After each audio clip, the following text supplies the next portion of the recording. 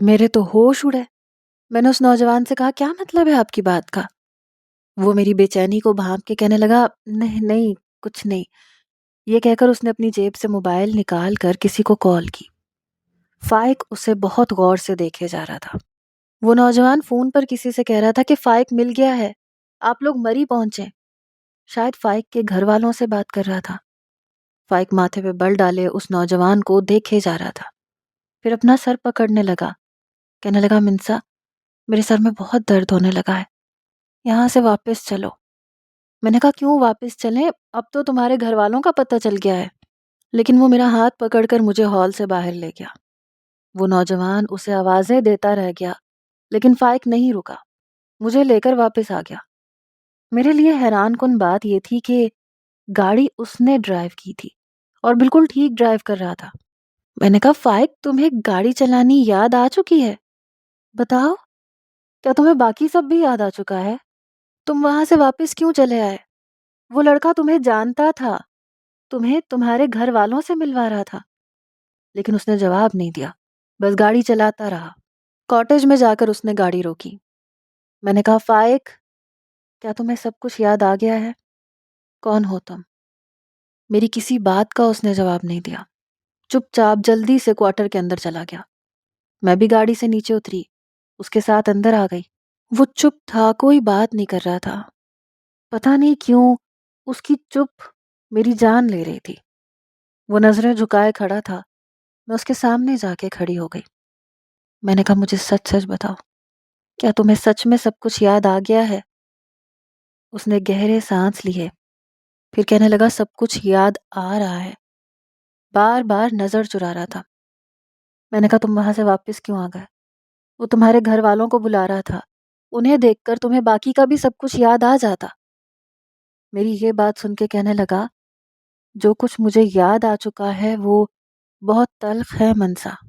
میں نے کہا، کیا مطلب ہے تمہارا؟ میرا دل اس وقت زور زور سے دھڑک رہا تھا۔ اس نے میرا ہاتھ پکڑا، مجھے سامنے صوفے پہ بٹھا دیا، خود گھٹنوں کے بل زمین پر بیٹھ گیا۔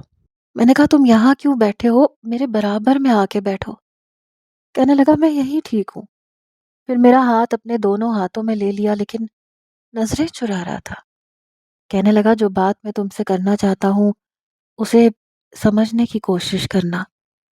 میں نے کہا، کیا مطلب ہے تمہارا؟ کون سی بات کرنا چاہتے ہو؟ اس بار وہ بہت نارمل بات کر رہا تھا، جیسے ایک نارمل شخص کرتا ہے۔ یہ نہیں لگ رہا تھا کہ وہ کوئی کم عمر ہے یا اس کا ذہن بچکانا ہے۔ کہنے لگا، میں نہیں جانتا تھا کہ میرے ساتھ ایسا حادثہ پیش آ جائے گا اور میں وقتی طور پر اپنی گزشتہ زندگی کو بھول جاؤں گا۔ فیضان کو دیکھ کر میرے دماغ کی گرہیں کھلنے لگی۔ میں یہ تو نہیں کہتا کہ مجھے سب کچھ یاد آ گیا ہے، البتہ جو کچھ یاد آیا ہے وہ بہت تلخ ہے۔ میں نے کہا، کیا مطلب ہے فائق؟ یہاں میری جان پر بنی ہوئی تھی اور وہ شاید سمجھ نہیں پا رہا تھا کہ بات کو کیسے کرے۔ بار بار میرے ہاتھ کو اپنے دونوں ہاتھوں سے سہلا رہا تھا۔ کہنے لگا، پلیز میری بات کو سمجھنے کی کوشش کرنا، مجھے انڈرسٹینڈ کرنا۔ میں نے کہا، کیا تمہارے والدین مجھے تمہاری بیوی کے طور پر قبول نہیں کریں گے؟ میرے دل میں ایک کے بعد ایک وسوسے سر اٹھا رہے تھے۔ کہنے لگا، میں تمہیں ان کے سامنے نہیں لے کے جا سکتا۔ یہ سن کر میں نے اسے حیرت سے دیکھا تھا۔ پھر کہنے لگا، دیکھو، جو نکاح میں نے تم سے کیا تھا وہ اپنے ہوش و حواس میں نہیں کیا تھا۔ میں نہیں جانتا تھا کہ میں کون ہوں، میری کوئی پہچان نہیں تھی، میرے دماغ میں بھی کچھ نہیں تھا، لیکن اب سب کچھ آ چکا ہے۔ مجھے نہیں لگتا کہ ہمارا جو نکاح ہوا تھا اس کا کوئی بھی معنی اور مقصد تھا۔ ایسا کیا ہوا تھا جو سب کچھ یاد آنے کے بعد وہ بے ایمان ہو چکا تھا؟ اس کی بات سے میرے دل کو ایک زوردار گھونسا لگا۔ میں نے کہا، مطلب کیا ہے تمہارا؟ کہنے لگا، میں کسی اور سے محبت کرتا ہوں اور وہ میرے نام کی انگوٹھی پہن کر میرا انتظار کر رہی ہے۔ میں بہت محبت کرتا ہوں اپنی منگیتر سے، بڑی مشکلوں سے میں نے اسے پایا ہے، سوال ہی پیدا نہیں ہوتا کہ میں اسے کھو دوں۔ یہ سن کر میں نے اپنا ہاتھ اس کے دونوں ہاتھوں سے کھینچا تھا۔ میں بے یقینی سے اسے دیکھ رہی تھی۔ جو کل تک میری محبت کا دعوے دار تھا۔ میں نے کہا تم ہوش میں تو ہو فائق، تم کیا کہہ رہے ہو؟ کہنے لگا ابھی تو ہوش میں آیا ہوں، مجھے بہت افسوس ہے کہ اس نے بات یہیں تک کی تھی کہ میں نے اس کا گریبان پکڑ لیا۔ میں نے کہا مجھ سے میرا سب کچھ چھین کر، مجھے اپنی محبت کا عادی بنا کر، میرے ساتھ ایک پاکیزہ رشتہ قائم کر کے تم اب جان بچا رہے ہو اور ہیلے بہانے سنا رہے ہو کہ تمہیں کچھ یاد نہیں۔ کیسے؟ مجھے یا خود کو جھوٹی تسلی دے رہے ہو؟ میں تمہارے بغیر نہیں رہ سکتی، مجھ سے بھی تم نے ایسی ہی محبت کی تھی، ایسی ہی کی تھی نا؟ اور یادداشت واپس آتی تمہیں یہ غلطی لگ رہا ہے، یہ سب کچھ بے معنی لگ رہا ہے؟ کل تک تو قبول ہے کا مطلب تمہارے نزدیک یہ تھا کہ میں تمہاری سب کچھ ہوں، اور آج تم اسی رشتے کو جھٹلا رہے ہو۔ کہنے لگا تمہیں کیسے سمجھاؤں، میں اس لڑکی کو نہیں چھوڑ سکتا کیونکہ وہ بھی محبت کرتی ہے، میرے بغیر پتہ نہیں کیا حال ہوا ہوگا اس کا۔ میں تمہیں اپنے گھر والوں کے سامنے نہیں لا سکتا، نہ تمہارا تعارف کروا سکتا ہوں۔ تم فرحان سے بات کر لو، وہ تم سے بہت محبت کرتا ہے نا، میں تمہیں چھوڑنے کو تیار ہوں۔ اس کی باتیں میرے دماغ پر کوڑے کی طرح سے لگ رہی تھیں، میری آنکھوں سے آنسو بہہ رہے تھے۔ جیسے اس نے اپنا ہاتھ میرے آگے بڑھایا میں نے پیچھے جھٹک دیے۔ میں نے کہا مجھے ہاتھ مت لگانا۔ کہنے لگا پلیز مجھے سمجھنے کی کوشش کرو، میں اس کے بغیر نہیں رہ سکتا، وہ میرے بغیر نہیں رہ سکتی، بہت مشکل سے میں نے اسے پایا ہے۔ میں نے کہا ہاں تم نے اسے بڑی مشکل سے پایا ہے، اسی لیے تمہیں اس کی قدر ہے، لیکن میں تو تمہارے لیے کسی پکے ہوئے پھل کی طرح آسان ہدف تھی جو بڑی آسانی سے حاصل ہو گئی، اس لیے مجھے چھوڑنا بھی آسان ہے۔ کہنے لگا بائی گاڈ منسا، مجھے کچھ بھی یاد نہیں تھا، میں جھوٹ نہیں بول رہا، میں تمہارے ساتھ کبھی بھی ایسے نہیں کرتا۔ میں نے کہا لیکن کر چکے ہو نا۔ کہنے لگا تم فرحان سے بات کرو۔ میں نے کہا شٹ یور ماؤتھ، دفع ہو جاؤ یہاں سے۔ یہ کہہ کر میں نے اپنے دونوں ہاتھ اس کے سینے پہ رکھ کے اسے دھکا دیا تھا، وہ گرتے گرتے بچا۔ جاؤ یہاں سے، نکل جاؤ۔ میں روئے جا رہی تھی۔ وہ کہنے لگا میری بات کو سمجھنے کی کوشش تو کرو، لیکن میں نے اسے دھکے مار کے گھر سے نکال دیا، دروازہ بند کیا اور آگے کھڑی ہو گئی، پھوٹ پھوٹ کے رونے لگی۔ میں نے کہا تم میری کمزوری نہیں ہو فائق، تم میری کمزوری نہیں ہو، سمجھے نا؟ جاؤ چلے جاؤ، میں نے تمہیں آزاد کیا اپنے ہر رشتے سے، یہ 3 لفظوں کی ڈور رہ گئی ہے، اسے بھی تم توڑ سکتے ہو۔ میں رو رہی تھی، چلا رہی تھی، اور وہ تو شاید اسی بات کا منتظر تھا کہ باہر نکال دیا جائے۔ وہ جا چکا تھا، اس نے شاید میری باتیں بھی نہیں سنی۔ میں بہت رو رہی تھی، اتنا کہ شاید آج سے پہلے کبھی اتنا نہیں روئی۔ 2 دن میں بخار میں مبتلا رہی، اپنا ہوش ہی نہیں تھا۔ اس حال میں میں مزید یہاں جاب نہیں کر سکتی تھی، اس لیے چند مہینوں کے لیے میں لاہور چلی گئی۔ میرے والدین مجھے برا بھلا کہہ رہے تھے کہ اچھے خاصے نوجوان کو تم نے ٹھکرایا، اور جس کو تم نے اپنایا وہ تمہیں زخمی کر کے چھوڑ گیا۔ میں چپ چاپ سب کی باتیں سن رہی تھی، شاید وہ ٹھیک ہی کہہ رہے تھے۔ میں نے ہیرے کو ٹھکرا کے کانچ کو اپنے ہاتھ میں لیا تھا، تو زخمی تو ہونا ہی تھا۔ میں نے لاہور میں ہی جاب شروع کر دی، دوبارہ میرا فائق سے کوئی رابطہ نہیں ہوا۔ میں نہیں جانتی کہ وہ اسلام آباد میں کدھر رہتا ہے، کیا کرتا ہے۔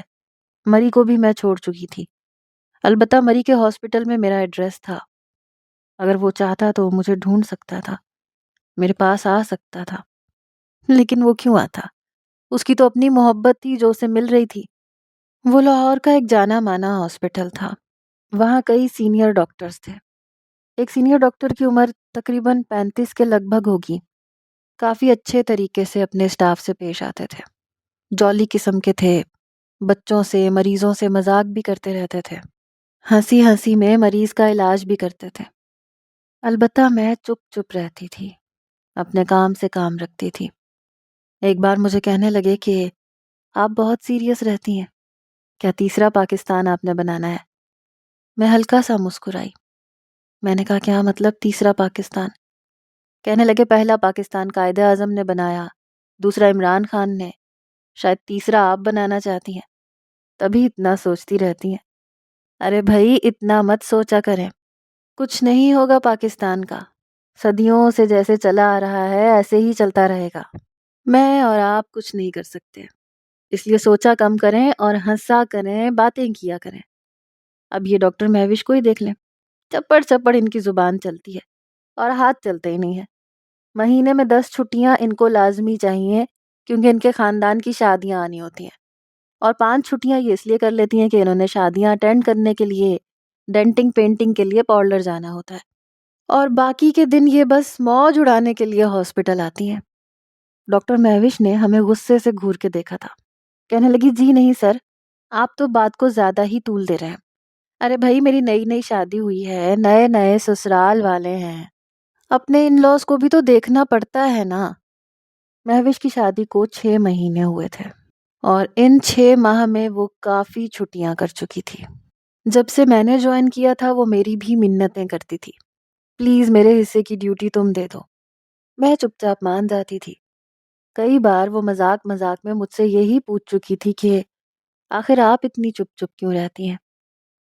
وہ ہارٹ اسپیشلسٹ تھے، سرجن بھی تھے۔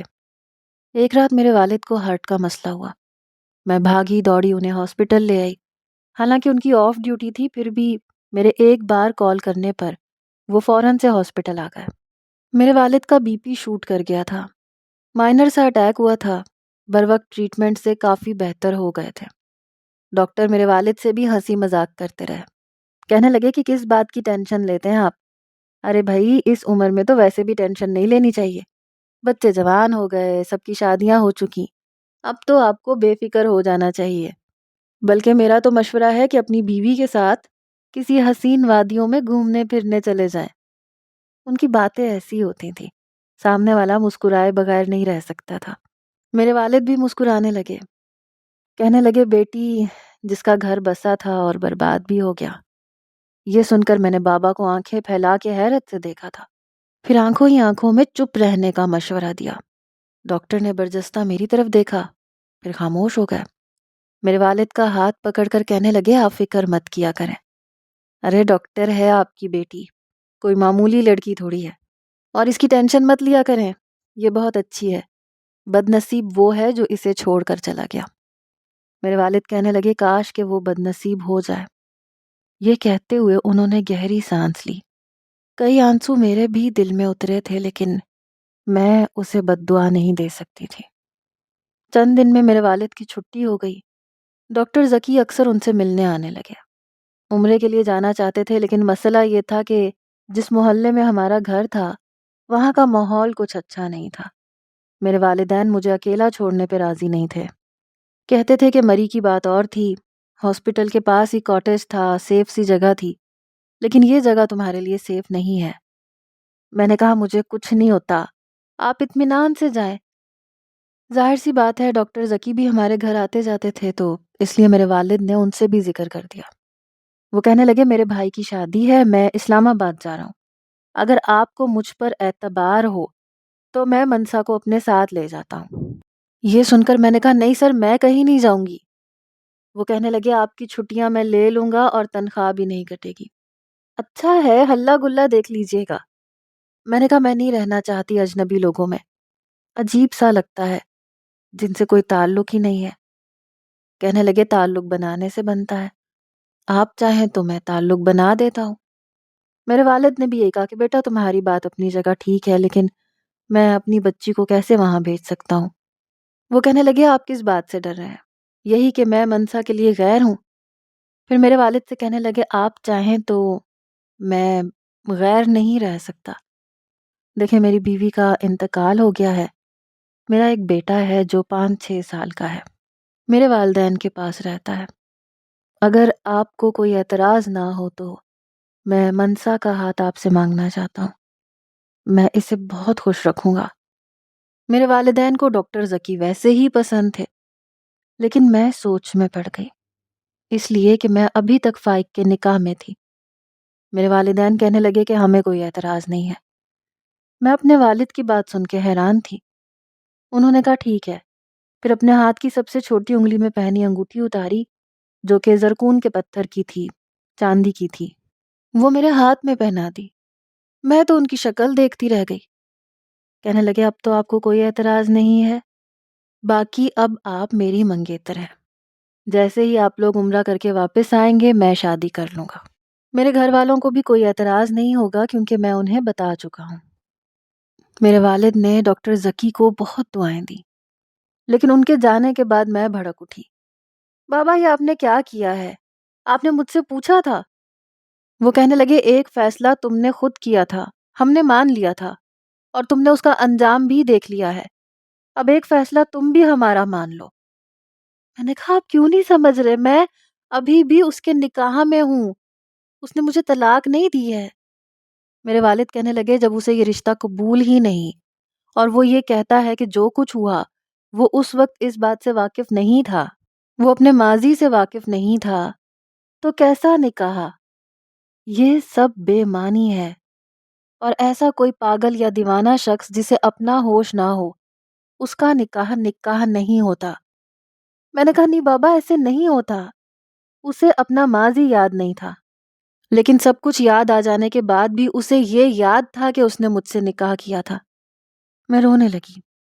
کہنے لگے لے لیں گے اس سے بھی خلا، میں مقدمہ کر دوں گا، 3 پیشیاں ہوں گی، فیصلہ تمہارے حق میں ہو جائے گا، پھر یہ قصہ ہو جائے گا ختم۔ جیسے ہی میں عمرہ کر کے واپس آؤں گا یہ قصہ ختم ہو جائے گا، تم خاموش رہو اور ذکی کے ساتھ جاؤ، وہ اچھا انسان ہے، اس کی فیملی سے ملو، اکیلے رہ کے پاگل ہو گئی ہو، ہر وقت اس بے وفا شخص کو سوچتی رہتی ہو، اس کے لیے آنسو بہاتی رہتی ہو، جسے تمہاری پرواہ تک نہیں ہے، جس نے پلٹ کے تم سے نہیں پوچھا کہ تم زندہ بھی ہو کہ نہیں، اور وہ اپنی زندگی میں مگن ہو چکا ہے۔ بہرحال میں اپنے والدین کو مزید تکلیف نہیں دینا چاہتی تھی، اور اپنے والد کو تو بالکل بھی نہیں۔ میں نہیں چاہتی تھی کہ میری وجہ سے انہیں پھر سے کوئی عارضہ پیش آ جائے۔ وہ پہلے ہی دل کے مریض تھے، ذرا سی بھی ٹینشن ان کی جان لے سکتی تھی، اور میں یہ نہیں کر سکتی تھی۔ اس لیے جیسے ہی میرے والدین عمرے کے لیے پاکستان سے روانہ ہوئے مجھے مجبوراً ذکی کے ساتھ اسلام آباد جانا پڑا۔ لیکن جیسے ہی میں اس کے بنگلے میں داخل ہوئی سب سے پہلے اس کی والدہ انتظار میں کھڑی تھی، ساڑی پہنی ہوئی تھی، ہلکی گندمی رنگت کی مالک تھی، لیکن بہت اچھی عادت کی تھی۔ انہوں نے مجھے پیار کیا، اپنے ساتھ لگایا۔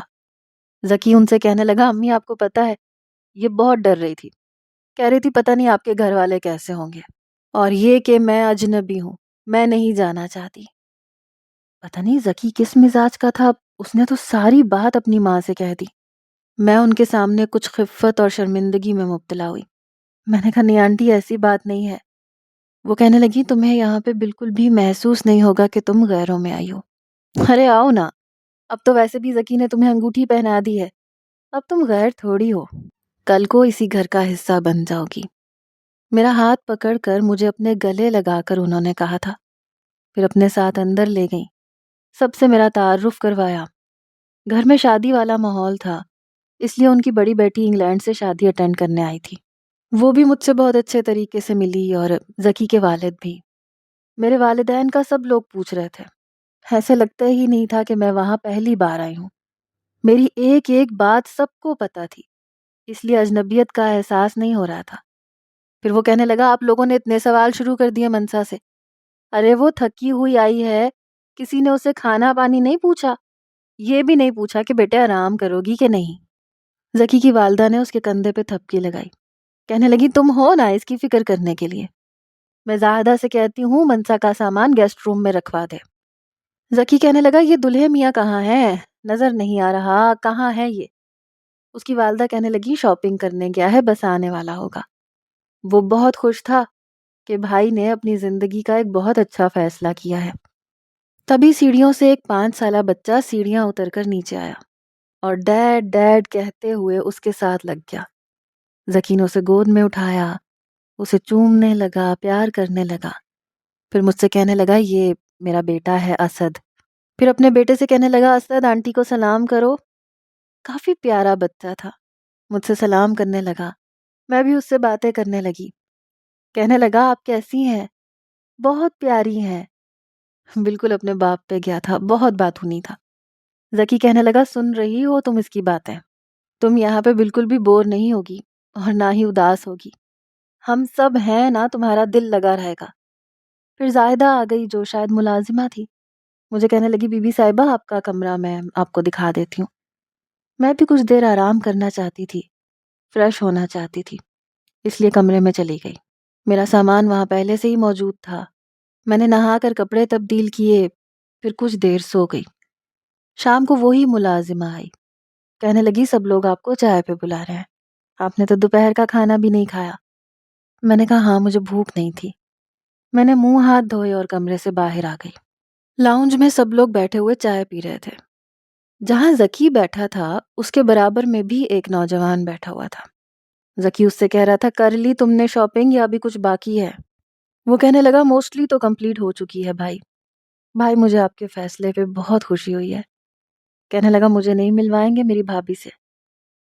پتہ نہیں اس کی آواز سن کے مجھے کچھ ہوا تھا، ایسے لگا تھا وہ آواز میرے لیے اجنبی نہیں ہے، کسی سے ملتی ہے، لیکن مجھے ایسے پیچھے سے وہ لڑکا صحیح سے نظر نہیں آ رہا تھا۔ زکی مجھے دیکھ کے کہنے لگے لو آ گئی تمہاری بھابھی منسا۔ وہ جلدی سے کرسی سے کھڑا ہو گیا، کہنے لگا ہیلو بھابھی۔ یہ کہتے ہوئے وہ میری طرف مڑا۔ جیسے ہی ہماری نظروں کا تصادم ہوا ایک قیامت سی مجھ پر گزری۔ اس کے چہرے پر پھیلی مسکراہٹ غائب ہو چکی تھی اور میری آنکھیں تو یوں تھیں جیسے پتھر کی ہو چکی تھیں۔ کچھ دیر اسی طرح سے دیکھنے کے بعد میں نے اپنا رخ بدل لیا۔ زکی کہنے لگا ارے آؤ نا منسا، اس سے ملو، یہ ہیں دولہے راجا، مطلب میرا چھوٹا بھائی فائق۔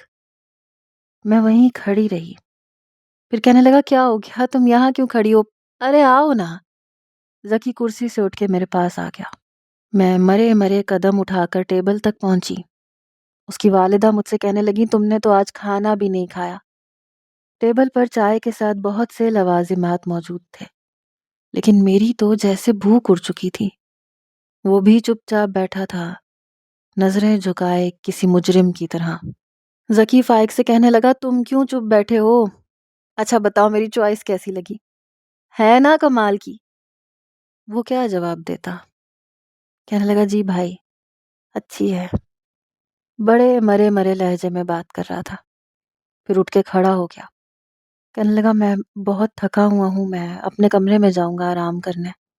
زکی کہنے لگا ہاں جاؤ آرام کرو، رات کو خوب ہلا گلا کریں گے، تمہاری شادی کو میں یادگار بنا دوں گا۔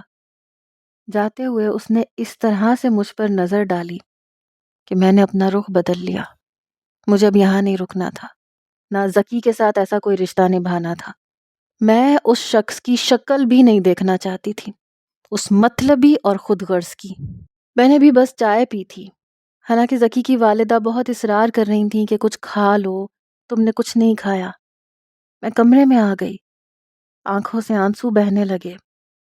اتنا آسان تو نہیں ہوتا کسی کو بھول جانا اور پھر اسی کی شادی اٹینڈ کرنا۔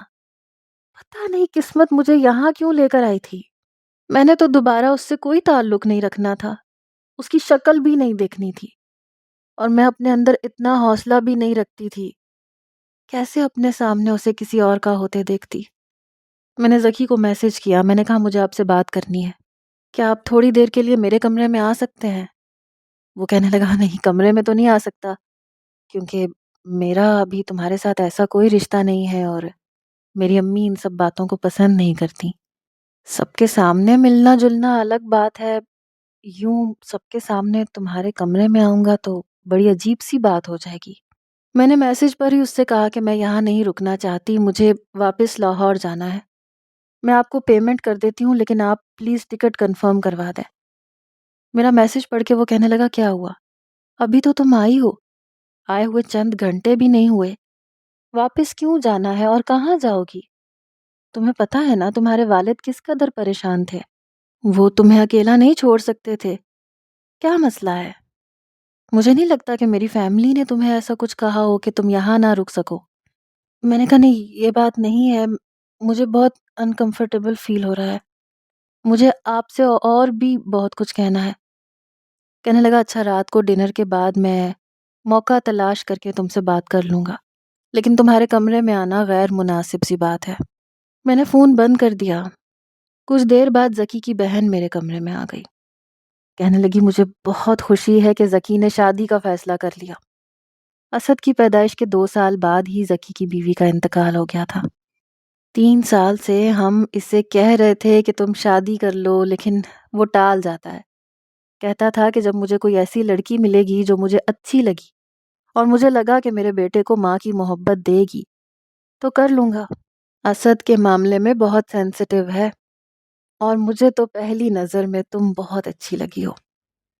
میں سمجھ نہیں پا رہی تھی کہ میں انکار کیسے کروں۔ پھر وہ مجھے اپنے ساتھ باہر لے گئی۔ وہ کہنے لگی فائق کی منگیتر ہماری چچے زاد ہیں، لیکن کئی سالوں سے چچا کا اور میرے والد کا جھگڑا چل رہا تھا۔ ایک دوسرے کی شکل بھی نہیں دیکھتے تھے اور فائق کو محبت زنیرہ سے ہو گئی۔ میری چچا زاد اور یہ دونوں یونیورسٹی میں پڑھتے تھے۔ یہ بھی جانتے تھے کہ دونوں کزنز ہیں۔ یہ دونوں جانتے تھے کہ ان کے والد آپس میں ملتے جلتے نہیں ہیں، ایک دوسرے کی شکل بھی نہیں دیکھتے، لیکن پھر بھی اس نے محبت کی اور لڑ جھگڑ کے رشتہ بھی مانگنے کے لیے اصرار کیا۔ پہلے تو میرے والد ہی نہیں مانتے تھے، بڑی مشکل سے وہ مانے تو چچا نے فساد شروع کر دیا، یہاں تک کہ زنیرہ کا کسی اور کے ساتھ رشتہ کر دیا۔ لیکن فائق نے خودکشی کی کوشش کی تھی، لیکن جان بچ گئی کیونکہ ذکی بھائی نے بروقت اسے بچا لیا۔ پھر چچا جان کے دل میں بھی رحم آ گیا۔ انہوں نے رشتہ تو کر دیا، لیکن کہتے تھے کہ جب تک فائق بزنس نہیں سنبھال لیتا وہ رخصتی نہیں کریں گے۔ میرے والد کا بزنس وہی سنبھالتا ہے۔ کانٹریکٹ کے چکر میں ایبٹ آباد گیا، لیکن اس کے بعد اس کی کوئی خبر نہیں ملی۔ ہم لوگ بہت پریشان ہو گئے، نہ اس کا فون چل رہا تھا، نہ کوئی اور رابطہ تھا۔ ہم نہیں جانتے تھے کہاں غائب ہو گیا، کہاں نہیں۔ پورا ایبٹ آباد ذکی بھائی نے چھان لیا تھا، سب سے رابطہ کیا، لیکن وہ کہیں نہیں ملا، بلکہ وہ وہاں گیا ہی نہیں تھا۔ ہم لوگ بہت پریشان تھے۔ 8 مہینے ہم نے بڑی اذیت سے گزارے، اور زنیرہ کا تو رو رو کے برا حال تھا، لگتا تھا مر جائے گی، بہت بیمار ہو گئی تھی۔ لیکن شکر ہے یہ واپس آ گیا۔ کہنے لگا کہ وہ کلائنٹ مری میں تھا، تو میں ایبٹ آباد کی جگہ مری چلا گیا۔ وہاں میرا ایکسیڈنٹ ہو گیا، میں اپنی یادداشت بھول گیا تھا، لیکن جیسے ہی سب کچھ یاد آیا میں واپس آ گیا۔ میں نے دل میں سوچا کہ اس نے یہ تو نہیں بتایا ہوگا کہ اس بھولی یادداشت میں اس نے اور کیا کچھ کیا تھا۔ کہنے لگی رات کو چچا کی فیملی بھی آئے گی اور ہم خوب ہلا گلا کریں گے، تم بھی زنیرہ سے ملنا، بہت اچھی لڑکی ہے، اور پھر مستقبل میں تم دونوں نے ساتھ ہی تو رہنا ہے۔ ابھی وہ باتیں کر ہی رہی تھی جب اسد آ کر میری گود میں بیٹھ گیا۔ کہنے لگا میں آپ کی گود میں بیٹھ جاؤں؟ آپ بہت اچھی لگتی ہیں، بہت کیوٹ ہیں۔ میں نے اسے اپنی گود میں بٹھا لیا، پھر میرا ہاتھ پکڑ کے چومنے لگا۔ کہنے لگا آپ میری مما ہیں جو کھو گئی تھیں، لیکن اب مل گئی ہیں، میں آپ کو مما کہہ دیا کروں؟ میں نے کہا ہاں کہہ دیا کرو۔ مجھے ذکی سے بات کرنے کا انتظار تھا، میں یہاں سے جانا چاہتی تھی، لیکن وہ مجھے کہیں بھی نظر نہیں آ رہا تھا۔ اب میں اتنی بھی بے تکلف نہیں تھی کہ اس کی بہن سے یہ پوچھ لیتی کہ وہ کہاں گیا ہے۔ کچھ ہی دیر کے بعد مین ڈور بیل بجی، پھر گاڑی اندر پارک ہونے کی آواز آئی۔ وہ کہنے لگی لو ذکی چچا کو بھی لے آیا، اب تو خوب رونق لگے گی۔ پھر اس نے اسد سے کہا جاؤ اپنے چاچو کو بلا کے لاؤ، جب سے آیا ہے گھوڑے گدھے بیچ کے سو رہا ہے۔ اسد میری گود سے نیچے اترا اور اوپر کی سیڑھیاں چڑھنے لگا۔ کچھ ہی دیر میں ذکی اپنے چچا کے ساتھ اور اپنی کزنوں کے ساتھ اندر آ رہا تھا، جس میں 2 لڑکیاں تھیں اور 2 لڑکے تھے، ساتھ میں اس کے چچا اور چچی بھی تھے۔ انہیں دیکھ کر ذکی کی والدہ اور والد کھڑے ہو گئے، ان سے ملنے لگے۔ اس کی بہن زنیرہ کو میرے پاس لے آئی، کہنے لگی ان سے ملو، یہ ہیں تمہاری ہونے والی دیورانی زنیرہ۔ زنیرہ سے کہنے لگی یہ منسا ہے، بھائی کی منگیتر، جیسے ہی اس کے والدین عمرہ کر کے واپس آئیں گے ہم لوگ اسے بھی بیاہ کے اپنے گھر لے آئیں گے۔ وہ بہت پیار اور محبت جتا رہی تھی۔ اس لڑکی نے مسکرا کر میری طرف اپنا ہاتھ بڑھایا، پھر میرے برابر میں بیٹھ گئی۔ کچھ ہی دیر میں ذکی اوپر کی سیڑھیاں پھلانگتا ہوا آیا، کہنے لگا یہ فائق کا بچہ بھی، شاید وہ اسے لینے گیا تھا۔ کچھ دیر بعد اس کا ہاتھ پکڑ کر نیچے لے کے آ رہا تھا۔ سب سے پہلے اس نے مجھے ہی دیکھا تھا۔ اس کی آنکھوں سے لگ نہیں رہا تھا کہ وہ سویا ہے، لگ رہا تھا کہ رویا ہوا ہے، آنکھیں متورم سی تھیں۔ پھر اس نے نظریں بدل لیں، میں نے بھی نظریں ہٹا لیں۔ مجھے ذکی سے بات کرنی تھی اور واپس جانا تھا، جب ذکی نے اسے میرے برابر میں بٹھا دیا۔ کہنے لگا یہاں بیٹھو اپنی بھابھی کے پاس۔ مجھے تو لگا جیسے کرنٹ لگ گیا۔ میں پیچھے بھی نہیں ہٹ سکتی تھی کیونکہ میری دوسری جانب زنیرہ بیٹھی تھی۔ میں فوراً سے کھڑی ہو گئی۔ ذکی کہنے لگا تم کیوں کھڑی ہو گئی؟ بیچ میں بیٹھو، ابھی ان کا نکاح تھوڑی ہوا ہے، اس لیے ان کو ایک ساتھ نہیں بٹھانا۔ جب تک ان کا نکاح نہیں ہو جائے تم دیوار بن کے ان کے بیچ میں بیٹھو گی، تاکہ فائق میاں اپنی ہونے والی بیوی کے ساتھ چھیڑ چھاڑ نہ شروع کر دے۔ اس نے مجھے واپس اس کے برابر میں بٹھا دیا۔ میں بالکل چپ تھی، سب اس کی باتوں پر ہنس رہے تھے۔ وہ کہنے لگا جلدی سے ڈھولک لے کے آؤ۔ پھر اپنی بہن سے کہنے لگا تم یہاں کیا کر رہی ہو؟ تم کیا ساری زندگی انگلینڈ میں رہی ہو؟ ارے بھائی ابھی تمہیں جمعہ 8 دن نہیں ہوئے وہاں گئے اور یہاں کے سارے ریت رواج بھول گئی ہو۔ شاباش، بھائی کی شادی ہے، ڈھول بجاؤ۔ کہنے لگی 5 سال ہو گئے ہیں مجھے وہاں گئے ہوئے، اب نہیں آتی مجھے ڈھولک بجانی۔ اپنی ہونے والی بیوی سے کہو بھائی، وہ جٹھانی ہے، وہ بجائے ڈھولک، رونق لگائے۔ کہنے لگا شروع تم کرو، اسے بھی سب کچھ کرواؤں گا، آہستہ آہستہ اسے بھی پرفیکٹ کر دوں گا۔ ذکی مجھے مسکراتے ہوئے دیکھ رہا تھا۔ اس کی بہن ڈھولک بجانے لگی، وہ پنجابی ٹپے گانے لگا، سب لوگ اس کا ساتھ دے رہے تھے۔ وہ گانا گا رہی تھی، کالا ڈوریا کنڈے نال اڑیا ہوئے، چھوٹا دیورا پابی نال لڑیا ہوئے۔ میں ککڑی او لینی جڑی کڑ کر دی ہے، میں سورے نہیں جانا سس بڑ کر دی ہے۔ اس کے کہنے پہ سب لوگ ہنس رہے تھے، لیکن میرا وہاں بیٹھنا مشکل ہو رہا تھا۔ زنیرہ بھی مسکرا رہی تھی، گانے کے ساتھ ساتھ گنگنا بھی رہی تھی، اور میں ایسا لگ رہا تھا میں کسی آگ کی بھٹی پر بیٹھی ہوئی ہوں۔ پھر دوسرا گانا شروع ہو گیا، مہندی تاں سجدی جے نچے منڈے دی پہن۔ گانا گاتے گاتے ذکی نے اپنی بہن کا ہاتھ پکڑا، ساتھ میں اپنے بہنوئی کا، اور ان کے ساتھ مل کر بھنگڑے ڈالنے لگا۔ تبھی اچانک سے صوفے پر رکھے میرے ہاتھ پر فائق نے اپنا ہاتھ رکھا۔ میری جان نکلی تھی۔ جیسے ہی اس نے اپنا ہاتھ میرے ہاتھ پر رکھا، اسے مضبوطی سے پکڑ لیا۔ میں نے برجستہ اس کی طرف دیکھا، لیکن وہ سامنے دیکھ رہا تھا۔ چہرے پر مسکراہٹ نہیں تھی، بالکل سپاٹ چہرہ تھا۔ میرا ہاتھ شاید سب کی نظروں سے اوجھل تھا۔ میں اپنا ہاتھ اس سے چھڑوانے کی کوشش کر رہی تھی، لیکن وہ اور بھی مضبوطی سے پکڑ چکا تھا۔ مجھے سمجھ نہیں آ رہا تھا کہ ایسا کیوں کر رہا ہے۔ شور شرابے کی آواز زیادہ تھی۔ میں نے اس سے کہا میرا ہاتھ چھوڑو، لیکن اس نے کوئی جواب نہیں دیا، اور میرا ہاتھ بھی نہیں چھوڑا۔ لیکن اچانک سے ذکی میرے پاس آیا اور